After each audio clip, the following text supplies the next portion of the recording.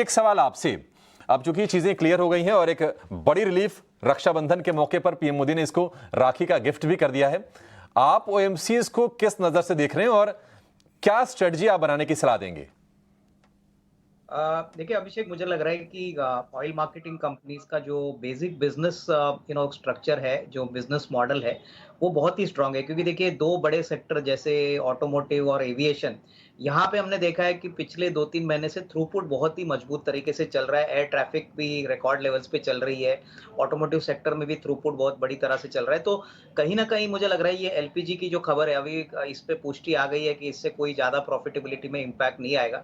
तो दूसरा क्वार्टर जो है, सितंबर का क्वार्टर भी काफ़ी दमदार आना चाहिए। और जैसे आपने कहा कि सेकंड हाफ में थोड़ा-सा इनको क्लोज़ली मॉनिटर करना चाहिए, क्योंकि इलेक्शंस आ रहे हैं, राजस्थान में आ रहे हैं, मध्य प्रदेश में आ रहे हैं। तो तभी अगर गवर्नमेंट ने कोई प्राइस कंट्रोल अनाउंस कर दिया, क्योंकि नॉर्मली क्या होता है कि इलेक्शंस के टाइम पे इन कंपनीज़ को कहा जाता है कि वो पेट्रोल, डीज़ल की कीमतें ना बढ़ाए। तो तभी हो सकता है कि थोड़ा बहुत स्टैग्नेशन या थोड़ा बहुत मुनाफ़ा वसूली आपको देखने को मिले। लेकिन अगले 3-4 महीने की अगर हम बात करें, तो नंबर्स के पॉइंट ऑफ व्यू से अच्छे अट्रैक्टिव वैल्यूएशंस पे ये अभी भी मिल रहे हैं। जैसे कि आईओसी है, बीपीसीएल है, एचपीसीएल है।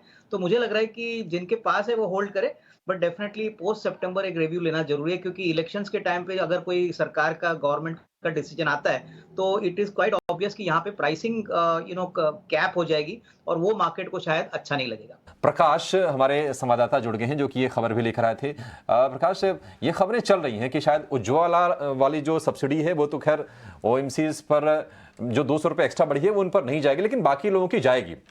क्या है ये कंफ्यूजन, जरा इसको क्लियर करेंगे आप? प्रकाश, देखिए, हमारा चैनल ईटी नाउ स्वदेश, दर्शकों का प्यारा चैनल।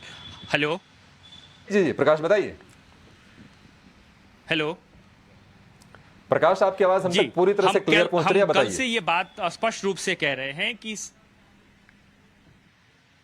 जी, हम कल से ये बात स्पष्ट रूप से कह रहे हैं, अपने दर्शकों को बता रहे हैं कि इसमें कोई कंफ्यूजन नहीं है। जब से पेट्रोलियम मंत्रालय की तरफ से फाइनल नोटिफिकेशन जारी किया गया है, सरकार ने 200 रुपए की कटौती की है कीमतों में, इसमें सब्सिडी नहीं है। तो इसका मतलब ये है कि जो टोटल कंज्यूमर हैं देश में एलपीजी के, करीब 33 करोड़ से ज़्यादा के करीब कंज्यूमर्स हैं, उनको कीमतों में 200 रुपए की कटौती का फ़ायदा मिलेगा। यानी कि अगर 1100 रुपये प्रति सिलेंडर की कीमत है डोमेस्टिक एलपीजी सिलेंडर की, जो कि 14 केजी के करीब का है, उसकी कीमत अब घटकर 900 रुपये की हो जाएगी।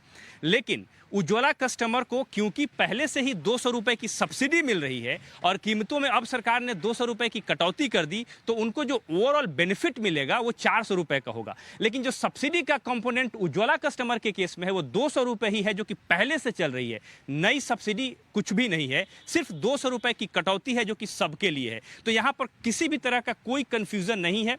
रही बात कि ऑयल मार्केटिंग कंपनीज के ऊपर कोई बोझ आएगा क्या, अब ऑयल मार्केटिंग कंपनीज ने जो कटौती की है कीमतों में 200 रुपये की, वो मार्केटिंग अरेंजमेंट के हिसाब से कटौती की है। उनके ऊपर कोई बोझ नहीं है, क्योंकि उनको उज्ज्वला कस्टमर को एक्स्ट्रा पे नहीं करना है। हाँ, जो बेनिफिट उनको हो रहा था कीमतों में कटौती नहीं करके, वो बेनिफिट नहीं होगा, लेकिन ये पैसे सरकार उनसे ले रही थी। तो सिर्फ यही फ़र्क है।